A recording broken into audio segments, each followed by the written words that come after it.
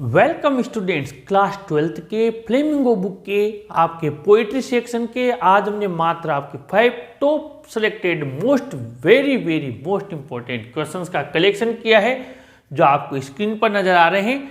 आइए देखते हैं। पहला क्वेश्चन हमने आपके लिए माई मदर 866 पोएम से लिया है।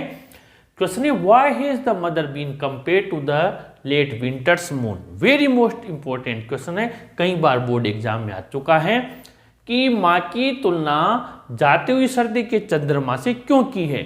इसका आंसर है the late winters moon appears dim wan and sickly because it is often covered with mist.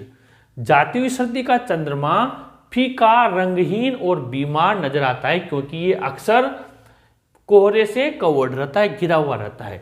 The poetess mother is old and weak. कवित्री की माँ भी बूढ़ी है और कमजोर है। And looks like the winter's moon pale wan and sickly, और वो बिल्कुल सर्दी के चंद्रमा की भांति नजर आ रही है। पीली पड़ा हुआ है, पीला पड़ा हुआ चेहरा, शरीर फीका रंग का, कलरलेस और बीमार। आगे बढ़ते question number 2 an elementary school classroom in slum से लिया है। What does the poet want for the children of the slum and why? Very most important question है ये भी। कवि इन गंदी बस्ती के बच्चों के लिए क्या चाहता है और क्यों। इसका आंसर है the poet wants the children to be taken out of the slum and provided healthy environment to live in. कवि चाहता है कि इन बच्चों को गंदी बस्ती से बाहर निकाले और इन्हें स्वस्थ वातावरण रहने के लिए प्रदान किया जाए। The poet demands social justice for them. कवि उनके लिए सामाजिक न्याय की मांग करता है। क्वेश्चन नंबर 3 आपकी कीपिंग क्वाइट पोएम से लिया है। What will counting up to 12 and keeping still help us achieve.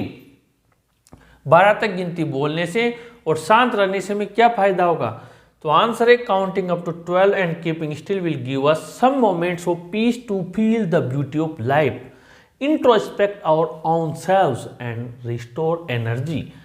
12 तक गिनती बोलने से और शांत रहने से हमें कुछ पल शांति के मिलेंगे ताकि हम इस सुंदरता को, जीवन की ब्यूटी को फील कर पाएँ, महसूस कर पाएँ, और इसके अलावा इंट्रोस्पेक्ट कर पाएँ, चिंतन मनन कर पाएँ और ऑन सेल स्वयं का, एंड रिस्टोर एनर्जी, और हमारी जो ऊर्जा है उसको रिस्टोर करें, वापस बढ़ पाएँ, to move in the right direction, ताकि हम सही दिशा में आगे बढ़ पाएँ।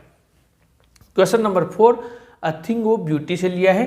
List the things of beauty mentioned in the poem. कविता में आपकी जो थिंग्स ऑफ ब्यूटी ली गई है उन्हें बताइए।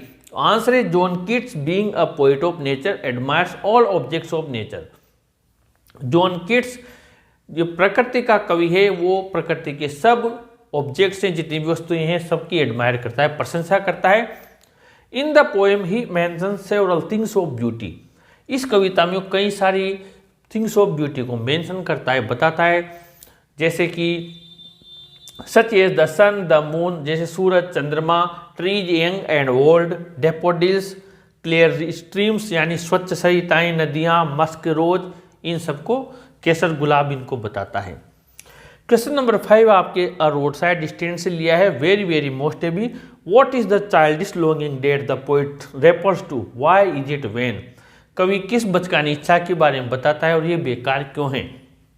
आंसर है the rural people who are running the road side stand eagerly wait to hear the sound of brakes of cars.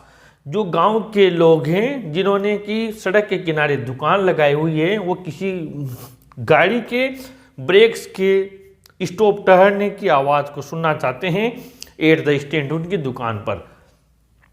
The poet calls this wish the childish longing. कवि इसी इच्छा को बचकानी इच्छा बताता है।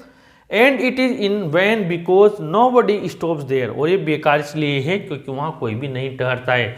तो आज के लिए आप ये 5 क्वेश्चंस याद कीजिए। अगले पार्ट में हम इस आपके पोएट्री पार्ट के कुछ और मोस्ट इंपॉर्टेंट क्वेश्चंस लेकर आपके सामने हाजिर होंगे। इस वीडियो को जरूर शेयर करें, जरूर लाइक करें और अपने चैनल को भी जरूर सब्सक्राइब करें स्टूडेंट्स। Thank you.